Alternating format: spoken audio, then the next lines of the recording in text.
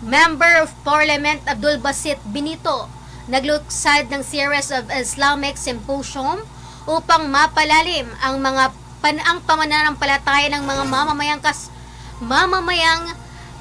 mamamayan sa paggunit ng banal na buwan ng Ramadan. May balita niyan si Kabandarang Raisa Kamid. Kabandarang Raisa, ibandera mo.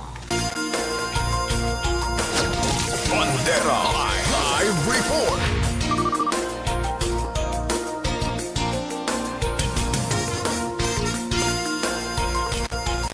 Naging matagumpay naman ang panlunsad ng series of Islamic Symposiums at libreng pa-iftar ng tanggapan ni BTA Member of the Parliament Abdul Basit Benito na ginanap sa covered court ng Madrasa Masigay sa Barangay Rosy Heights 5, Cotabato City.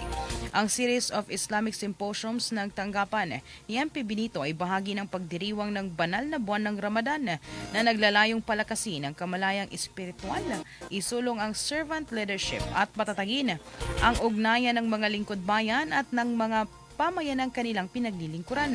Kasabay nito, magsasagawa rin ng libreng pa-iftar ang tanggapan ni MP Benito para sa lahat ng mga dumadalo sa kanyang mga isinasagawang Islamic Symposiums.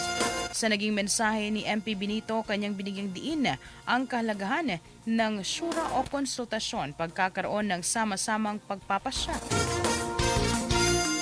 at pananagutan mga prinsipyong malalim na nakaugat sa katuruang Islam at lalong mahalaga sa banal na buwan ng Ramadan.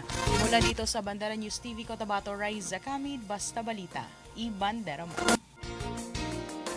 Bandera Reports Afternoon Edition.